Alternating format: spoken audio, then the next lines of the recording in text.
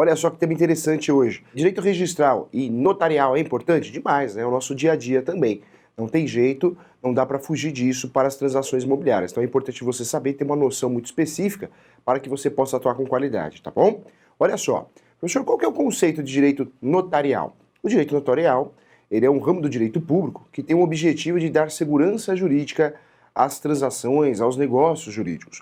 Posso falar também que o direito notarial também é um ramo do direito preventivo. É isso mesmo. O grande objetivo do direito notarial é criar uma prevenção para os atos jurídicos, para os negócios jurídicos. Então, o grande objetivo é fazer a coisa com uma certa segurança jurídica, com uma certa credibilidade, tá bom? Então, esse é o grande objetivo. Entendendo isso, vamos passar para o seguinte conceito. Nós temos os cartórios no Brasil. Os cartórios é o gênero da grande espécie, né? Nós temos a espécie, de um lado, os tabeliões, e do outro lado, também os registradores. O que interessa para nós é que registro, quem faz registro? O cartório de imóveis faz registro. Faz o registro de uma compra e venda, faz o registro de um compromisso de compra e venda. Então, o cartório de imóveis é por competência, ele faz registro. Já os tabeliões não fazem registro. Tabelião, ele faz escritura pública. Tabelião faz ata notarial. Então, esse é o objetivo. Cada um tem o seu serviço, né? Então, nós podemos falar que cartório é o grande gênero de várias espécies. Dentro dessas espécies, nós temos aí os registradores e os tabeliões. Lembro você que registrador não tem só o cartório de imóveis, tem o registro civil de pessoas naturais, registro de pessoa jurídica, então, nascimento, a morte, o casamento, né? Então, tudo isso também é registro, tá? Voltando aqui no direito notarial, é importante você saber que a lei ela dá ao direito notarial uma importância, né? Hoje em dia, com o novo CPC, ela reconhece uma escritura pública, uma ata notarial, como prova, hein? No direito, nós temos duas provas, as provas orais de um lado e as provas documentais do outro. Nas provas orais, nós temos as testemunhas e temos também, além das testemunhas, o depoimento pessoal das partes. As partes, o autor e réu, quando vai numa audiência, falar, né? Quando ele fala numa audiência, é considerado uma prova. Nas provas documentais, nós temos a prova documental em sentido estrito, temos a prova documental pericial, temos a prova documental inspeção judicial, o juiz levanta e vai até lá olhar, checar, mas a grande novidade do CPC é a ata notarial. Então o direito notarial, hoje, com o novo CPC, ele é mais importante ainda, porque a ata notarial feita por um tabelião, por um escrevente, é considerada a prova no direito. Professor, quando que eu vou usar essa ata notarial? Você vai usar essa ata notarial toda vez que você quer dar eficácia a um documento, segurança jurídica, toda vez que você quer dar publicidade a um documento. Então, hoje no direito, atualmente, muita gente está usando a ata notarial para fazer prova de muitas coisas. Na Justiça do Trabalho, é muito comum o reclamante que processa uma empresa, esse reclamante, ele consegue publicar no Facebook fotos que ele está na praia, está passeando, está viajando, e sabemos que uma depressão é uma doença subjetiva, interna, né? Então não podemos dizer que o sujeito, mesmo postando foto que está na festa, ele não está com depressão, não é isso, não é a intenção, mas quero trazer um exemplo prático para você. Então hoje, o que acontece? Muita gente ingressa com processo, com assédio, pedindo aí danos morais, em virtude talvez de um assédio moral, em virtude de uma depressão desenvolvida no ambiente de trabalho, e aí uma das provas de defesa dessa empresa, normalmente está funcionando muito, realmente é a ata notarial, porque o tabelião, o escrevente, ele acessa o Facebook da pessoa e faz uma declaração do que ele viu. Nessa declaração ele vai colocar que ele viu vídeos, fotos, que a pessoa não sai de festas, não sai de baladas, e isso prejudica o processo do reclamante. Então é uma forma de ser utilizado. Nós utilizamos aqui no direito imobiliário também a ata notarial toda vez que eu quero tentar adiantar as citações dos confrontantes, né? Lá no uso capião nós temos os confrontantes, os vizinhos, lado direito, lado esquerdo, fundos. Então nós podemos adiantar, tentar pelo menos adiantar a citação com essas atas notariais. Porque chega lá o escrevente, né, o tabelião, e ele pede informação. Olha, o senhor tem ciência do processo de uso capião que está correndo perante tal vara, perante tal fora? Ah, eu tenho. Então, por gentileza, posso fazer uma ata notarial? E é feita uma ata notarial. Essa ata notarial, que é uma declaração do vizinho dizendo que ele reconhece a ação de uso capião em andamento e também não tem nada a litigar, não tem nada a declarar contra essa ação, ela é juntada no processo. Isso serve como prova e muitas vezes, em alguns casos, serve também para adiantar a citação, a fase citatória do uso capião, tá? Então é importante você saber também, olha que legal. Ainda, outra situação importante também, hein? Quando a gente fala de escritura pública, O Código Civil estabelece que acima de 30 salários mínimos eu sou obrigado a fazer escritura pública para conseguir fazer o registro. Então aqui no nosso mundo do direito imobiliário, toda vez que eu compro um imóvel acima de 30 salários mínimos, não pode ser feito contrato de gaveta. Pode até ser feito, mas o ideal para fazer o registro tem que ser escritura pública, tem que ser um tabelião. Então uma regra importante, eu só consigo fazer escritura pública com o devido registro no tabelião, acima de 30 salários mínimos. É uma regra, é obrigação, é obrigatório, tá? Então fique atento em relação a isso. Toda transação imobiliária acima de 30 salários mínimos, eu tenho que fazer escritura pública para conseguir fazer o registro. Lembro você também, que olha que interessante, tabelião faz escritura pública, hein? Registrador faz registro, são serviços, prestações de serviços diferentes, ok? Então não vai confundir. Hoje o tabelião, ele consegue também fazer a escritura pública de inventário. Olha que interessante. Então, quando você não quer levar o inventário para o judiciário brasileiro, você pode levar o inventário lá para o cartório tabelião, porque vai ser feita uma escritura pública de inventário. Isso ajuda muito porque é celeridade processual. Na verdade, a gente está falando que não vamos usar o fórum, que é muito mais demorado. Vamos usar o quê? Um cartório extrajudicial, que tem a ver com o monopólio do Poder Judiciário, mas é fora do cartório. Por isso extrajudicial. É um cartório, é monopólio do Poder Judiciário, mas é fora do cartório. Então, quando eu faço no cartório, eu ganho muito tempo. O inventário é exemplo disso. Professor, todo inventário eu posso fazer no tabelião através de escritura pública? Não. Nem todo inventário eu posso fazer. Eu só posso fazer inventário no cartório, ou seja, no tabelião, através de escritura pública, e consigo fazer o registro posteriormente a isso, toda vez que o litígio do inventário, na verdade, não tenha litígio, né? Não tenha briga judicial. Ou seja, não pode ter menor, além de não ter menor, não pode ter incapaz e não pode ter litígio. Então guarde isso, em 3 situações: não pode ter menor, não pode ter incapaz e não pode ter litígio. Se tem litígio, se tem briga, se tem menor no meio, se tem incapaz, eu já não posso fazer no tabelião. Eu sou obrigado a fazer aonde? Lá no Poder Judiciário, o inventário judicial, tá? O inventário, quando é feito no tabelião, é feito através de escritura pública. E essa escritura pública é rápido, né? O tabelião ele faz escritura pública, em 15 dias está entregando essa escritura pública, 30 dias no máximo. Então é muito mais rápido fazer no tabelião do que fazer no judiciário, que tem todo aquele procedimento processual, aqueles atos pré-determinados. Por isso muita gente hoje, atualmente, está levando para o cartório. Mas quero lembrar você que o inventário tem que ter assinatura e a fiscalização de um advogado, né, para ser feito através de escritura pública. Então, muita gente fala bobagem, não precisa mais do advogado, precisa sim. É obrigatória a presença do advogado para fazer o inventário através de escritura pública. Tem que ter o advogado, tá? Então o advogado vai assinar e vai fazer a minuta. Ele faz a minuta, ou faz a conferência da minuta e faz a assinatura também. Então, é indispensável o trabalho do advogado também no inventário extrajudicial, tá bom? Então fique atento em relação a isso. Outro serviço que eu posso levar também para o tabelião também é o divórcio. No passado eu só poderia fazer o divórcio através de um meio judicial, né? Hoje não. Hoje, se eu quiser fazer o divórcio ou a separação, que são coisas diferentes, eu posso fazer no tabelião, também através da escritura pública. Inclusive eu posso fazer também com partilha de bens. Então se aquele casal que está se divorciando ou se separando, se eles possuem bens a partilhar, bens a dividir, eu posso fazer no tabelião também, tá? Então também posso fazer isso no tabelião. Olha que interessante. Professor, faço a escritura pública, o que eu tenho que fazer? Tem que registrar, são serviços diferentes, né? Então toda vez que você faz uma escritura pública de compra e venda, tem que levar registro no cartório de imóveis. Toda vez que você faz uma escritura pública de inventário, tem que levar registro no cartório de imóveis ou nos imóveis que são objetos daquele inventário. E o mesmo ocorre no divórcio com partilha de bens. Eu quero escritura pública, eu tenho que levar nos cartórios de imóveis também para fazer o registro. Então, olha só quanta coisa. Outra interessante situação é a situação da retificação diária. No passado, eu tinha que fazer uma ação judicial de retificação diária.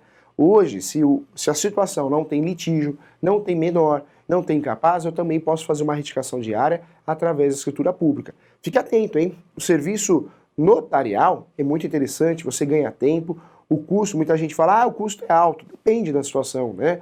Muitas vezes o tempo que você vai perder na justiça compensa pagar a escritura pública. Lá na justiça você consegue a justiça gratuita, pelo artigo 98, e você tem vários benefícios, mas para conseguir a justiça gratuita hoje você tem que provar, né, a situação de realmente que seja necessária para que você possa usufruir dos benefícios da justiça gratuita. Então aqui, quando a gente fala de tabelião, não, você paga esse serviço, depois você paga para registrar. Olha quantos serviços o tabelião pode fazer e você pode fugir do fórum, porque o cartório é extrajudicial. Então nós temos aí o inventário, pode ser feito pelo tabelião, também o divórcio, a separação e também a retificação diária. Lembrando sempre que para fazer no tabelião não pode ter litígio, ou seja, não pode ter briga. Além de não ter briga, ter litígio, não pode ter menor, não pode ter incapaz no meio.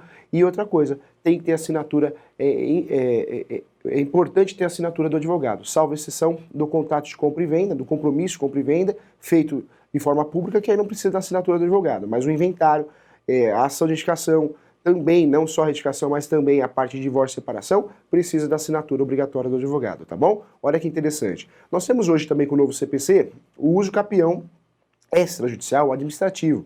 Vários doutrinadores utilizam nomes diferentes, né?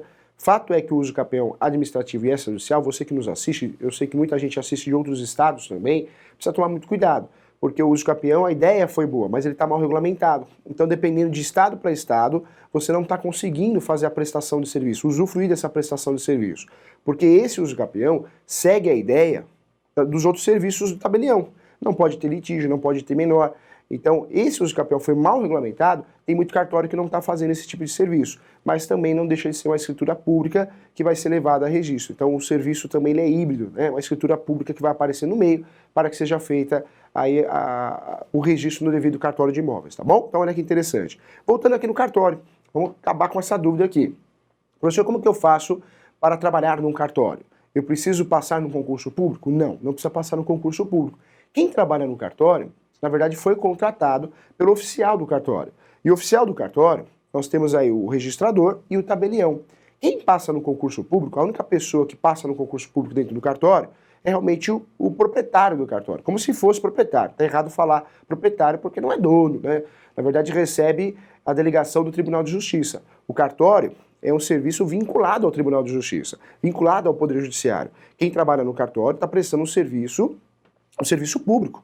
Por quê? Porque cartório extrajudicial é fora do cartório, mas ele é vinculado ao monopólio do Estado, ao Poder Judiciário. Quem trabalha no cartório está prestando um serviço para desafogar o judiciário. Essa é a realidade. Por isso a gente faz divórcio no cartório, faz inventário no cartório, para tirar lá do judiciário e desafogar o judiciário. É mais um meio para solucionar conflitos, né? Então, esse profissional, ele passou num concurso. Esse concurso, olha que interessante, é um concurso bem complicado, bem difícil, merece muitos anos de estudo, mas costumo dizer que é o melhor concurso do Brasil. Porque quem passa no concurso de registrador ou passa no concurso de tabelião, esse sujeito vai assumir um cartório. E assumindo esse cartório, ele recebe a delegação do Tribunal de Justiça, ou seja, como se fosse dono do cartório. Ele vai arcar com todas as despesas, aluguéis, energia, água, luz, os devidos repasses são feitos também para o Tribunal de Justiça, entre outros repasses, vai arcar com os funcionários, os salários dos funcionários, e o que sobrar é dele. Nós temos cartórios no Brasil que são cartórios altamente rentáveis, né? Que aí diz a lenda que ultrapassam de valores absurdos, né? Mas também não posso falar que todo cartório dá dinheiro, não é verdade? Tem cartório no Brasil, né, dependendo do município, que realmente o sujeito ele precisa receber o mínimo, né, o mínimo do TJ, que é uma tabela, pelo menos para ele não deixar de receber, para que ele não deixe de ter remuneração. Mas a maioria dos cartórios, nos grandes centros urbanos, nós temos cartórios aí que realmente que são cartórios que o valor que o oficial chega a adquirir, né, com o trabalho, chega a ser absurdo, mas é uma realidade, né? Principalmente cartório de imóveis. Mas aí tem que ser analisado, cada caso é um caso, né? Depende muito do cartório, da região, da cidade, mas fato é que é um serviço muito importante para a sociedade e isso ajuda a desafogar o Poder Judiciário também. Então, professor, quem pode prestar esse concurso? Pode prestar o concurso de cartório aquela pessoa que trabalhou no cartório durante 10 anos. Quem trabalha no cartório durante 10 anos não precisa ter nem formação jurídica, não precisa ser bacharel em direito. Olha que legal. Se você trabalhou 10 anos no cartório, você pode prestar esse concurso. Na data do edital, de abertura do edital, você tem que ter 10 anos de trabalho no cartório. E cartório, qualquer cartório, hein? Pode ser o de protesto, pode ser de registro, pode ser o de imóveis, pode ser o tabelião. Então, trabalhando no cartório durante 10 anos, você pode prestar esse concurso, é um requisito. Quem não tem 10 anos de cartório, tem que ter a formação em direito, tem que ser bacharel em direito, formação obrigatória, tá? Para prestar esse concurso. Aí passou no concurso, vai assumir o cartório e vai formar a sua equipe. Sua equipe é composta de escreventes, auxiliares, estagiários. Então o cartorário, o oficial, o registrador, ele toca o cartório, o seu cartório, com a sua equipe. E essa equipe é CLT. No passado foi estatutária, hoje não, é CLT, tem vínculo empregatício, né? Então vai ter direito até o FGTS. O cartório, o ideal, que o serviço do cartório seja prestado dias úteis, né? Então, ou seja, de segunda a sexta, mas nós temos as exceções. Nós temos os cartórios que prestam lá, celebram um casamento, então trabalha de sábado também, mas o ideal é que o cartório preste esse serviço de segunda a sexta, salvo as exceções do cartório de registro de pessoas naturais, porque realmente tem que ter plantão. A criança nasce no final de semana, o sujeito casa no sábado, então nós temos essa exceção aí também. Em relação ao direito notarial e ao direito registral, nós temos alguns princípios que vão seguir o contexto aí desse trabalho, dessa prestação de serviço. Nós temos o princípio da publicidade. O grande objetivo do cartório é gerar publicidade dos atos, por isso gera segurança jurídica. Então, todo ato feito no cartório, ele é público. Olha que interessante, gera publicidade. Eficiência também, o cartório ele presta um serviço com eficiência, então o objetivo do cartório é prestar um serviço bem prestado, bem feito. Nós temos o princípio da autenticidade, um serviço feito pelo cartório, ele é autêntico, ou seja, ele tem fé pública também, então por isso a gente procura um cartório, porque o cartório, um documento feito no cartório, ele tem uma fiscalização, e isso gera uma segurança jurídica para a sociedade, e também segue aqueles princípios do direito administrativo que a gente fala lá, o LIMP, né? Tudo tem que ser feito com base na legalidade, tudo com base na lei, o notarial, né? O tabelião, os escreventes, os funcionários do cartório não podem fazer o que quer, eles seguem a lei, né? Então, princípio da legalidade. Nós temos uma lei que trata dos registros públicos no Brasil, que é a Lei 6.015. Essa lei, ela trata dos registros públicos do Brasil. Essa lei é a Constituição Federal. Essa lei, ela regulamenta toda a questão de registro público. Então, ele tem que seguir a lei, legalidade. Além da legalidade, também impessoalidade. Ou seja, o oficial de cartório não pode tratar as pessoas de forma diferente. Todo mundo tem que ser tratado de forma igual. Então não pode tratar de forma diferente também. Outra situação importante também, moralidade, né? Então nós temos a moralidade, o cartório tem que prezar pela moralidade, não pode fazer besteira. É a moral, moralidade moral em jogo, tá? Então também é importante. Publicidade a gente já falou aqui, e a eficiência, então NIMP, né? Fica mais fácil de guardar. São os princípios do direito registral também. Volta aqui, olha que interessante, ó. Quando a gente fala de escritura pública, quem faz então o tabelião, e quem faz registro é o cartório de imóveis. E essa prestação de serviço ela é muito importante, porque nós temos no Código Civil a obrigatoriedade. É obrigatório fazer escritura pública acima de 30 salários mínimos para que eu consiga transacionar um imóvel. O ideal também, que a gente conversamos aqui, que toda transação imobiliária você solicite uma certidão de propriedade, porque a certidão de propriedade prova quem está vendendo realmente é o proprietário. Conversamos da diferença de posse e domínio, são coisas diferentes, né? Posse, é uma situação fática e não tem segurança jurídica, e domínio é o registro, é a propriedade. É no cartório de imóveis que eu vou descobrir isso, né? É lá no cartório de imóveis que eu vou conseguir obter essa informação. Olha que interessante, toda vez que você dá entrada no cartório, solicita um serviço, você vai preencher um requerimento, não é de boca, né? Esse requerimento tem vários nomes, dependendo dos estados por aí. Um nome muito comum é chamado de pré-requerimento, ou ainda também prenotação, tá? Prenotação. Então, quando você dá entrada no cartório, seja o serviço que for, é uma prenotação. E aí vem a resposta é chamada de nota devolutiva, ou seja, o serviço foi aprovado ou não. Se não foi aprovado, vem a nota devolutiva. Por que não foi aprovado? Vem a justificativa. Qualquer dúvida que você tenha, converse com o escrevente do cartório. Isso é muito importante. O escrevente é aquela pessoa preparada para te ajudar a tirar as dúvidas em relação ao registro ou em relação à escritura pública. Então, converse, bate um papo lá com o escrevente, ele vai te ajudar bastante. É importante você saber também que dessa nota devolutiva cabem recursos, hein? O direito registral, o direito notarial, nós temos recursos. Tem a suscitação de dúvida e a dúvida inversa. Principalmente lá no registro, quando eu não concordo no registro de imóveis, o registro fala, não vou registrar, eu posso fazer um recurso. Esse recurso vai para a corregedoria. Olha que interessante, o Tribunal de Justiça de cada estado, ele que faz a corregedoria, as varas de registro público, que faz a corregedoria do cartório. Então, qualquer reclamação de um cartório é na corregedoria do Tribunal de Justiça que eu vou. E o cartório você pode reclamar na corregedoria. Você preenche lá um formulário e reclama desse cartório, tá bom? Olha quanta informação importante para você, precisa ter noção. E é muito feio o corretor de imóveis ou advogado levar o seu cliente no registro e falar assim, vem fazer uma escritura pública. Aí vira o registrador, o escrevente ou quem te atenda, fala assim, não, aqui a gente não faz, aqui faz registro. Você quer registrar? Não, não quero não, quero fazer escritura pública. Não é aqui, meu filho, então cuidado com isso, hein? O Brasil é muito grande, nós temos costumes diferentes, né? Sem falar que o cartório é delegação do Tribunal de Justiça, mas estadual. Então nós temos cartórios que trabalham estados que trabalham de formas diferentes. Então para você não errar, não passar vergonha, se informe antes, né? Normalmente o registro e o tabelião são separados. Em algumas situações, em poucas situações, nós temos os dois juntos. E aí vai depender de cada estado. Pode ser que, na época, o oficial, ele assumiu as duas coisas, porque o cartório era muito fraco. Pode ser que os dois se juntaram para dividir despesas, né? Então, ou seja, o prédio paga um aluguel menor, os dois serviços são prestados lá dentro, aí divide o espaço de baixo, o espaço de cima, acontece também.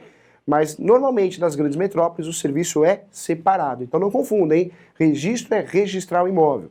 Tabelião faz escritura pública. É feio, passa vergonha, hein? Esse serviço também ele é pago de forma adiantada, hein?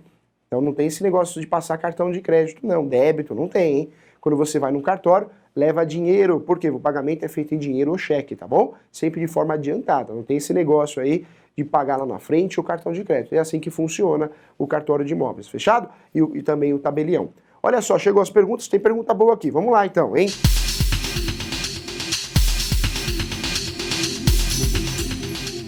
Minha dúvida é se todo ato praticado no cartório, como divórcio, uso capião e outros interessados, devem ser acompanhados por advogado. Todos os atos praticados, quando eu estou substituindo uma ação judicial, tem que ter a presença do advogado. Então o inventário tem que ter a presença do advogado, não tem jeito, tem que assinar a escritura pública.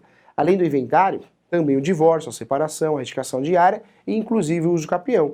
Então o único serviço que eu não preciso do advogado no cartório são as certidões, reconhecimento de firma, eu não preciso do advogado. Mas todo serviço que substitui uma ação judicial, para desafogar o judiciário, eu preciso de um advogado, a assinatura desse advogado, tá bom? E tem outra, hein? O cartório é proibido de ficar indicando profissionais, hein? Quando você vai num cartório, o cartório, olha, tem um cartãozinho do advogado. Não, não faça isso não. Você tem que escolher o advogado da sua confiança. Advogado é igual médico, hein? O cartório não tem, cartório é proibido de indicar advogado. Quem indica o advogado?